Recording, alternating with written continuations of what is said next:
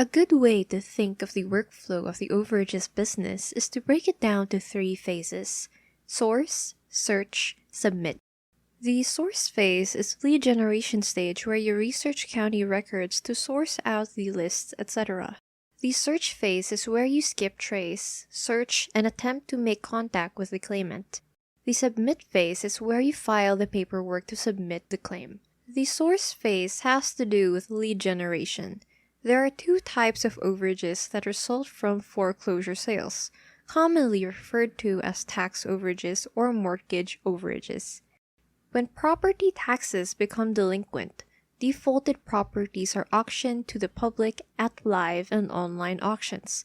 What happens to excess funds from a tax sale? Excess proceeds or overages, which is the amount of funds remaining after a tax collector sells a tax-defaulted property and recovers the taxes, is money that will be held at a county or municipality. If homeowners have lost their home at a foreclosure or tax sale, chances are there may be excess funds or equity from the sale. The fastest method of getting lists is to simply Google the county name, followed by surplus funds or excess proceeds. Mortgage overages result from situations where the homeowner fails to pay the lender. Lists are not readily available for mortgage overages, so there is very little competition in mortgage overage recovery compared to tax overage recovery.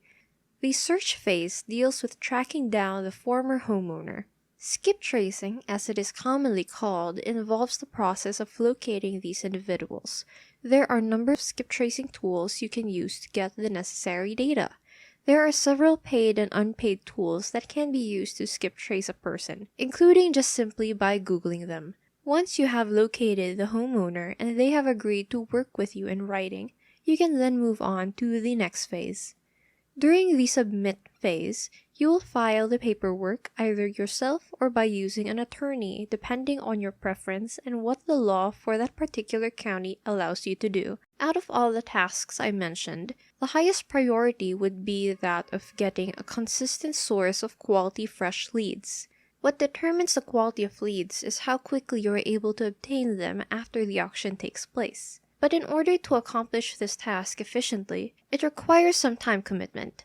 If getting your list before the county publishes them on their website is a priority to you, but are finding you just don't have the time to create your own lists, you may want to consider hiring a virtual assistant who can handle this task.